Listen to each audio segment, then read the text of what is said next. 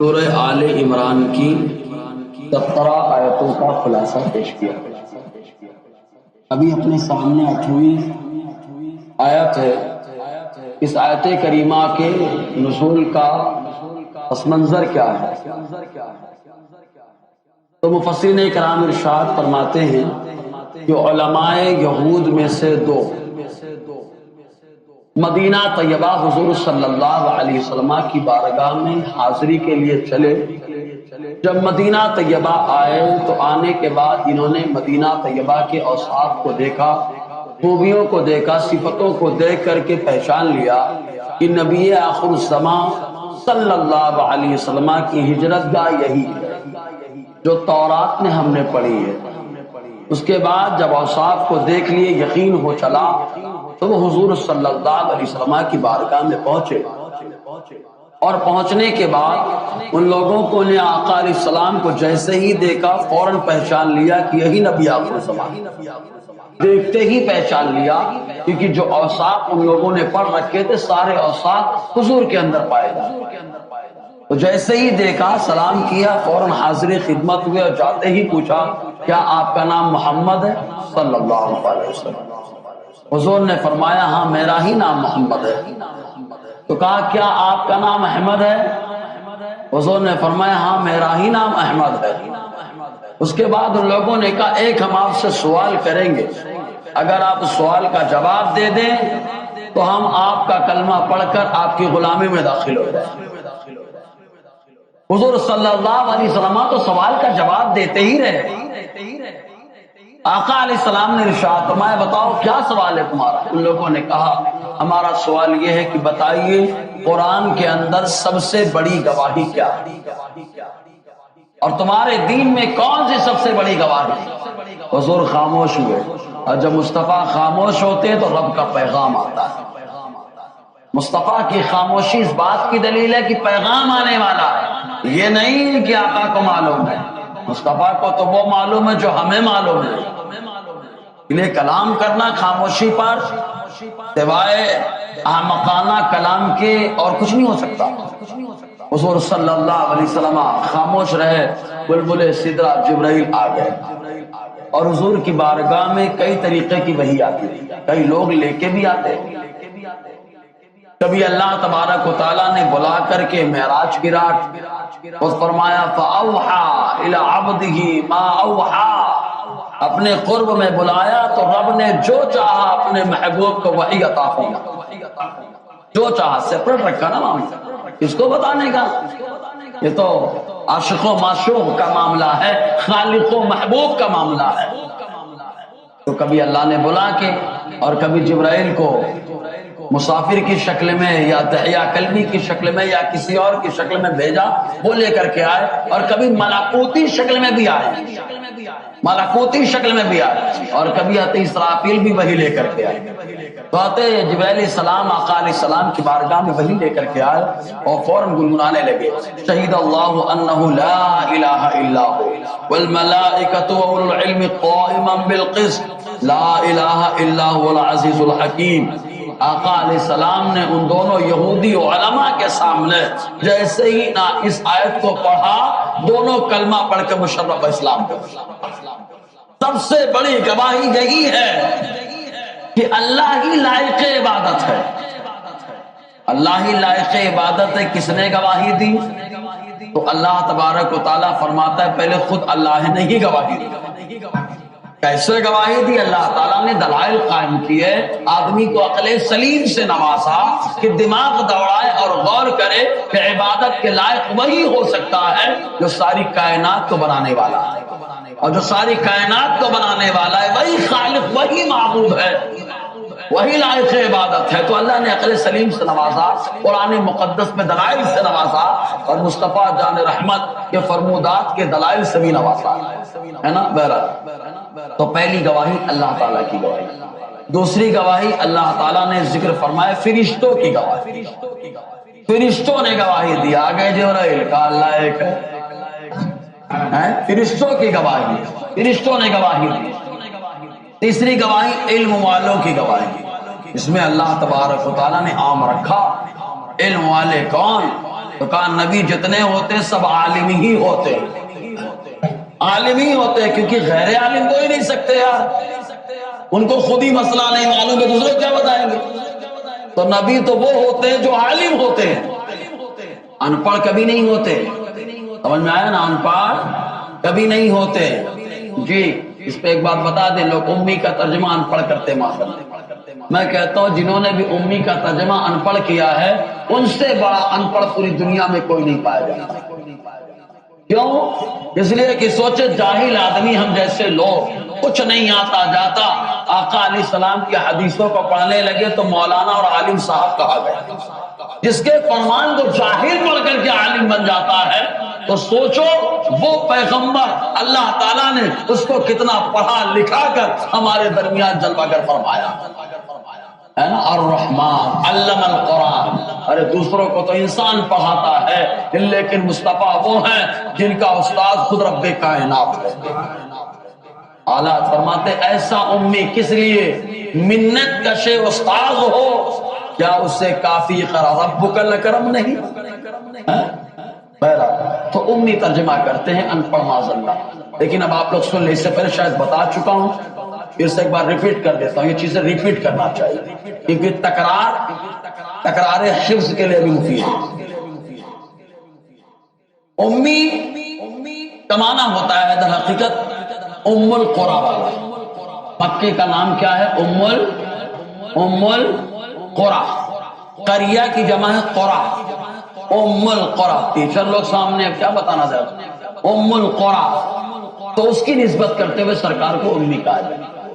بہرحال تو اللہ تبارک و تعالیٰ نے فرمایا، پہلے تو اللہ نے گواہی دی کہ اللہ کے علاوہ کوئی لائق عبادت نہیں، دلائل کے ذریعے سے اور عقل سلیم کے ذریعے سے۔ جو بھی آدمی عقل سلیم رکھتا ہے وہ اللہ تعالیٰ کے وجود کا قائل ہے نا؟ اور کوئی دہریہ ہو کر کے بولے اللہ نہیں ہے معاذ اللہ، تو بولنا اس کی عقل پر پہلے ٹھپا لگ گیا۔ اس لیے کہ آج سائنس خود کہتی ہے کہ ہر چیز کا بنانے والا کوئی نہ کوئی ہوتا ہے، جس نے جو چیز بنائی ہے وہ بنانے سے پہلے رہا ہے۔ تو اللہ تعالیٰ نے زمین و آسمان کو بنایا ہے، تو ظاہر سی بات ہے زمین و آسمان بعد میں، اللہ بہت پہلے ہے۔ کوئی پوچھے اللہ کہاں ہے؟ ارے بھائی ہم نے بنایا جو چیز ہم اس کے اندر رہیں گے، موبائل ہم نے بنایا موبائل کے اندر رہیں گے، خبر ہے کہ نہیں؟ تو اللہ تبارک و تعالیٰ نے زمین و آسمان کو بنایا، وہ زمین و آسمان سے پاک ہے، اور نہ زمین و آسمان سے کیا ہے؟ وہ پاک ہے، لیکن بنانے والا ہے، خبر ہے کہ نہیں؟ کیونکہ بغیر بنائے بن نہیں سکتا معاملہ۔ اچانک کیسے ہو جائے گا؟ میں بیٹھا ہوں اچانک تو کھانا بھی نہیں پکتا ہے، خبر ہے کہ نہیں؟ اچانک تو کھانا بھی نہیں پکتا، اور اتنا سسٹم زبردست اچانک میں اتنا بھیانک ہو گیا۔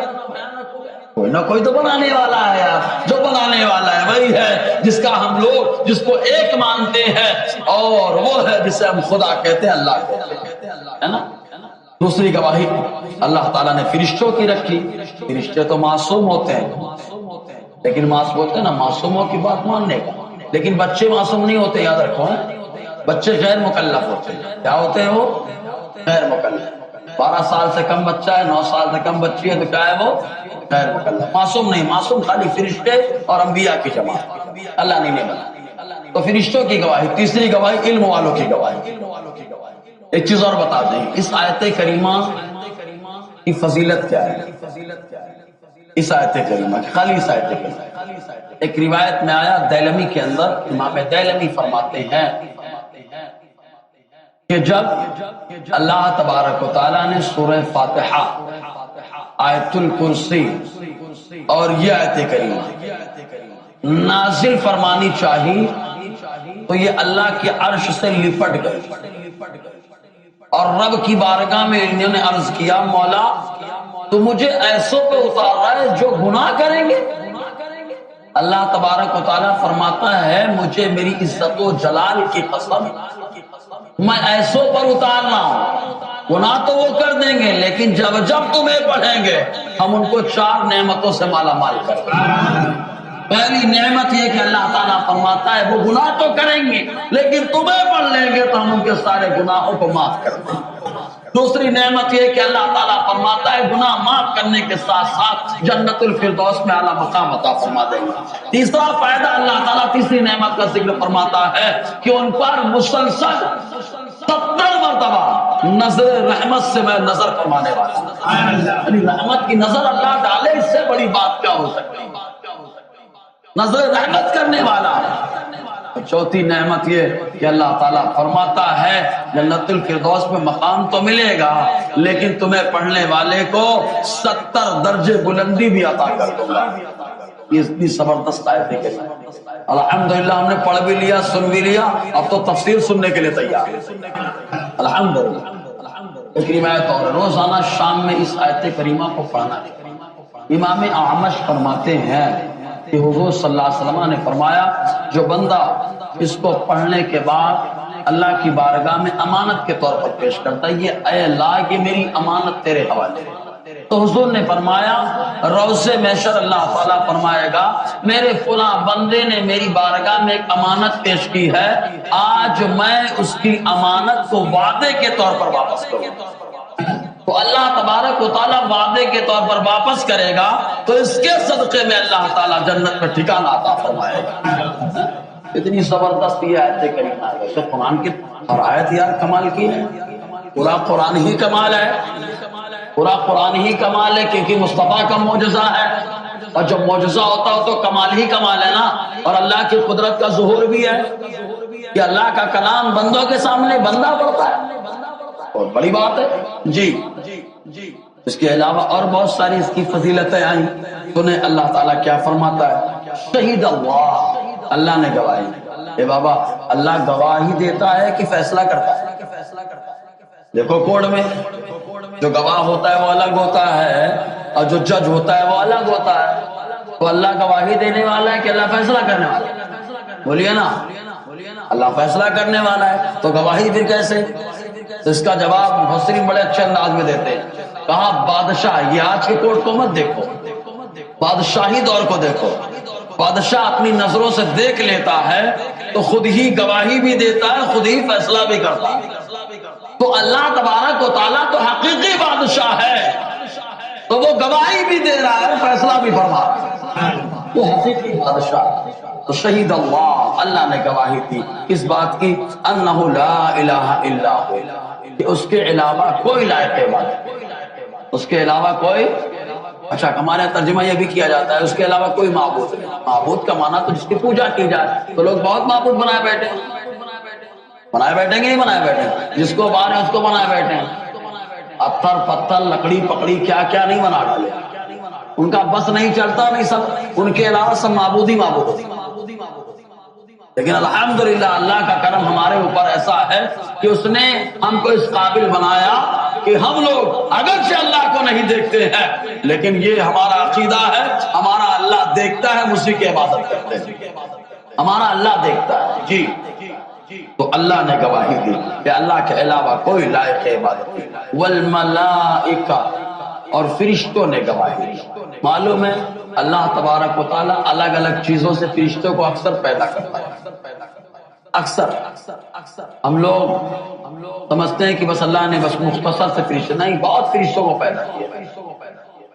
درود شریف جب کوئی پڑھتا ہے معلوم ہے تو اللہ تعالیٰ ایک فرشتے کو پیدا کرتا ہے، ایک فرشتے کو پیدا کرتا ہے، اس کو حکم دیتا ہے کہ جس بندے نے میرے محبوب پر درود پڑھا ہے قیامت تک تم اس کے لیے بخشش کی دعا کرتے رہو۔ معلوم؟ تو ایک بار درود پڑھنے پہ یہ فائدہ ہے کہ ایک فرشتہ پیدا ہوتا ہے۔ ایک روایت میں فتاوی رضیہ میں اعلیٰ نے لکھا، فرماتے ہیں کہ جب بندہ ایک بار درود پڑھتا ہے تو اللہ تعالیٰ جبرائیل کو حکم دیتا ہے وہ نہر حیات میں غوطہ لگاتے ہیں، حالانکہ نور ہے وہ، جسم سے پاک ہے وہ، لیکن رب کی مرضی جب چاہتا ہے نور کو مجسم کر دیتا ہے، وہ اس کی قدرت کاملہ ہے۔ غوطہ لگاتے ہیں جبرائیل، غوطہ لگانے کے بعد نکلتے ہیں اور اپنے بدن کو جھاڑتے ہیں تو جتنے قطرے گرتے ہیں ہر قطرے سے اللہ تعالیٰ ایک فرشتے کو پیدا فرماتا ہے اور سارے فرشتوں سے کہتا ہے میرے فلاں بندے نے میرے محبوب پر درود پڑھا ہے، تم قیامت تک ان کی بخشش کے لیے دعا کرتے رہو۔ بہت بڑی بات ہے، الگ الگ انداز سے فرشتوں کو پیدا کرتا ہے۔ معلوم انسان کے ساتھ بھی بہت فرشتے رہتے ہیں، ہم تو سمجھتے ہیں خالی کرامن کاتبین ہیں، نہیں، کرامن کاتبین کے علاوہ بھی ہیں ملائکہ حفظہ جن کو کہا جاتا ہے، حفاظت کرنے والے فرشتے۔ یہی وجہ ہے کہ دیکھو انسان گرتا ہے تو ٹوٹ پھوٹ جانا چاہیے، یہاں مٹی کا برتن گر جائے تو کیسا ٹوٹتا پھوٹتا ہے؟ انسان بھی تو مٹی سے بنا ہے، انسان بھی تو مٹی سے بنا ہے، اس کو بھی چکنا چور ہو جانا چاہیے، ریزہ ریزہ ہو جانا چاہیے، لیکن نہیں ہوتا۔ کیوں؟ اس لیے کہ حفاظت کرنے والے فرشتے موجود ہیں۔ انسان گرتا ہے ٹوٹنے کے لیے، اللہ تبارک و تعالیٰ ان کے ذریعے سے حفاظت فرماتا ہے نا، تو ہلکی چوٹ آتی ہے، لیکن جب رب کو منظور ہوتا ہے۔ معلوم ہے حدیث پڑھنے میں آئے، حضور صلی اللہ علیہ وسلم فرماتے ہیں اللہ تعالیٰ کے علم میں ہوتا ہے کہ بندہ اس مقام پر پہنچے گا، لیکن وہ بندہ اعمال نہیں کر پاتا ویسے کہ اس مقام تک پہنچے۔ تو معلوم ہے اللہ تبارک و تعالیٰ اس کے جسم میں آزمائش ڈالتا ہے، مصیبت ڈالتا ہے، تاکہ وہ مصیبت آئے، بندہ اپنے عمل سے تو نہیں پہنچا ہے لیکن مصیبت آئے، مصیبت کو برداشت کرے تو اس کے صدقے میں اللہ تعالیٰ وہ مقام عطا فرماتا ہے۔ سمجھے نا؟ تو مصیبتیں جو آتی ہیں نا بدن میں، وہ بھی ٹینشن لینے، اب بیماری ہو گئی، بولے شکر کی بیماری، ٹینشن لے لی، تو اللہ کے علم میں ہمارا رتبہ تھا لیکن ہم اپنے اعمال سے نہیں پہنچ سکے، تب وہ بیماری ہمارے اوپر مسلط ہوئی تاکہ ہم بیماری پہ صبر کریں اور اللہ تعالیٰ ہم کو مقام عطا فرمائے۔ سمجھے نا؟ تو بیماریاں بھی ہمیں رتبہ، ہمارے بلند مقام کرنے کے لیے، بلندی عطا کرنے کے لیے آتی ہیں۔ ٹھیک، تو فرشتے اللہ تعالیٰ نے الگ الگ۔ اچھا ایک چیز اور، یہ کرامن کاتبین تو ہیں، مرنے کے بعد کہاں رہیں گے بھائی؟ ہر آدمی کے ساتھ الگ الگ کرامن کاتبین ہے نا، یہ اپنے سپریٹ ہے نا، ان سے بڑے باڈی گارڈ کون ہو سکتے ہیں ہمارے؟ سب سے زبردست نگراں ہمارے، بولے کیمرے کی نظر میں ہے تو بس سیدھے رہو، ورنہ کیمرے کی نظر میں دیکھیں گے اٹھا کے ڈال دیں گے۔ کہا فرشتوں کی نظر میں، فرشتوں کی نظر میں، یہ ہوش نہیں ہے، اور ایسی نظر میں کہ کیمرہ 1 مہینے کے بعد ڈیلیٹ کر دے گا، یہ تو پوری زندگی محفوظ کر کے آخرت میں دیں گے۔ اللہ کی نظر میں ہم لوگ مرنے کے بعد یہ کہاں جاتے ہیں؟ ہر آدمی کے الگ الگ کرامت جاتے ہیں۔ تو ایک روایت ہے طاوہ شامی کے اندر، علامہ ابن عابدین شامی رحمۃ اللہ علیہ نے لکھی، اور راوی اس کے ہاتھ انس بن مالک رضی اللہ عنہ یہ بیان فرماتے ہیں کہ جب انسان کا انتقال ہو جاتا ہے تو جس کے کرامن کاتبین ہوتے ہیں، جس کا انتقال ہوا، اللہ تعالیٰ کی بارگاہ میں کہتے ہیں مولا اب میں کہاں جاؤں، اجازت دے ہم آسمان پہ آ جائیں۔ اللہ تعالیٰ فرماتا ہے آسمان میں بہت فرشتے ہیں جو میری پاکی بولتے رہے۔ تو پھر کہتے ہیں مولا زمین میں کوئی جگہ متعین کر دے کہ ہم وہاں رہ کے تیری عبادت کریں۔ اللہ تعالیٰ فرماتا ہے زمین پہ بہت میری عبادت کرنے والے، بہت پاکی بول رہے ہیں۔ تو کہتے ہیں مولا کہاں رہے پھر؟ تو اللہ تعالیٰ فرماتا ہے اب تک کہاں تھے؟ کہا فلاں آدمی کے ساتھ تھے۔ تو اللہ تبارک و تعالیٰ حکم دیتا ہے اس کی قبر پر جاؤ اور 3 کام قیامت تک کرتے رہو۔ زور سے یار، 3 کام قیامت تک کرتے رہو۔ کون کون سے کام؟ اللہ فرماتا ہے قیامت تک پڑھتے رہو سبحان اللہ، الحمدللہ، اللہ اکبر۔ مطلب اندازہ لگائیں کہ گھر والے تو بھول جاتے ہیں لیکن خدا کی قسم ذکر کرنے کے لیے اللہ تعالیٰ ان کرامن کاتبین کو جن کو ہم یاد نہیں کرتے، اللہ تعالیٰ ہماری قبر پر مقرر فرماتا ہے اور قیامت تک ہماری آسانی کے لیے اللہ کی پاکی اور ذکر کرتے رہے۔ معلوم ہے جہاں پڑھ لیا جائے سبحان اللہ الحمدللہ اللہ پر، اس کی قبر کا مقام کیا ہوتا ہے؟ ایک حدیث پاک میں آیا، جابر رضی اللہ تعالیٰ عنہ سے روایت ہے مشکات کے اندر، جابر رضی اللہ تعالیٰ عنہ بیان فرماتے ہیں کہ حضرت سعد جب پردہ فرما گئے تو ہم لوگ حضور صلی اللہ علیہ وسلم کے ساتھ ان کے جنازے میں حاضر ہوئے۔ جنازے میں پہنچے تو جب ان کو قبر میں اتارا گیا، مٹی دے دی گئی تو حضور کافی دیر تک پڑھتے رہے، کیا؟ سبحان اللہ الحمدللہ اللہ اکبر۔ صحابہ کرام تو حضور کی نقل کے دیوانے رہے نا، نقل کرتے تھے اصل نہیں بنتے تھے، نقل کرتے تھے اصل نہیں بنتے تھے، کیونکہ اصل بننے کے لیے فصل کاٹنی پڑے گی، سمجھ رہے کہ نہیں؟ بہت دور تک جانا پڑے گا، بڑی گستاخی ہوگی، فصل سمجھ میں آئے نا؟ بڑا معاملہ خراب ہو جائے گا. لیکن اصل کی پیروی کرتے کرتے نقل تو آدمی کر ہی سکتا ہے, اور نقل کرنے کا ہم کو حکم بھی دیا گیا. صحابہ کرام بھی پڑھنے لگے سبحان اللہ الحمدللہ اللہ, کافی دیر تک پڑھتے رہے. جب پڑھنے کے بعد حضور فارغ ہوئے تو صحابہ کرام نے پوچھا یہ اللہ کے نبی صلی اللہ علیہ وسلم آپ اتنی دیر تک سبحان اللہ الحمدللہ اللہ اکبر کیوں پڑھتے رہے؟ حضور کا جواب بڑا پیارا ہے. آقا فرماتے لقد تضاعف علی هذا العبد الصالح قبره حتی فرج اللہ عنہ. حضور نے فرمایا اس نیک بندے پر, کیونکہ صحابی ہے نا, صحابی تو اللہ نے جنت کا وعدہ فرمایا. حضور نے فرمایا اس نیک بندے پر, کوئی گنہگار نہ سمجھ لے. حضور نے فرمایا اس نیک بندے پر ان کی قبر تنگ ہو رہی تھی, سمٹ رہی تھی. جب میں نے ان کلمات کو پڑھا اللہ نے قبر میں کشادگی پیدا فرما دی, ہے نا. تو جب اللہ کے رسول صلی اللہ علیہ وسلم نے پڑھا اللہ نے قبر میں کشادگی عطا فرما دی. تو دیکھو انہی کلمات کو پڑھنے کے لیے قیامت تک اللہ تبارک و تعالیٰ کرامن کاتبین کا تقرر فرما رہا ہے. سوچے مومن کی قبر کا کیا مقام ہے. اسی لیے حضور نے فرمایا کہ قبر جنت کی کیاریوں میں سے کیاری ہے. اسی لیے حضور نے فرمایا, اور کیاری کو عربی میں روضہ کہتے ہیں. روضہ الحمدللہ ہم لوگ کہتے ہیں نا سرکار کا روضہ, روضہ یہی ہے جنت کی کیاری. غوث پاک کا روضہ, غیر نواز کا روضہ, کیونکہ حضور نے فرمایا قبر جنت کی کیاریوں میں سے کیاری ہے, مطلب جنت کی ریاض میں سے ایک روضہ ہے. الحمدللہ ہم تو روضہ کہتے ہیں ترمذی کے اسی بیس اور اسی حدیث کی بنا پر. سمجھ رہے کہ نہیں آپ بہرحال. تو اللہ تعالیٰ فرماتا ہے فرشتوں نے گواہی دی, وَأُولُو الْعِلْمِ, اور علم والوں نے گواہی دی, قائما بالقسط, انصاف کے ساتھ کھڑے ہو. کس بات کی گواہی دی؟ کہا لا الہ الا هو العزیز الحکیم, نہیں ہے کوئی لائق عبادت مگر اس کے جو عزیز ہے غالب ہے, الحکیم حکمت والا, وہی لائق عبادت ہے. دو بار ریپیٹ ہو. تو یہ سب سے بڑی گواہی کہی گئی. بہرحال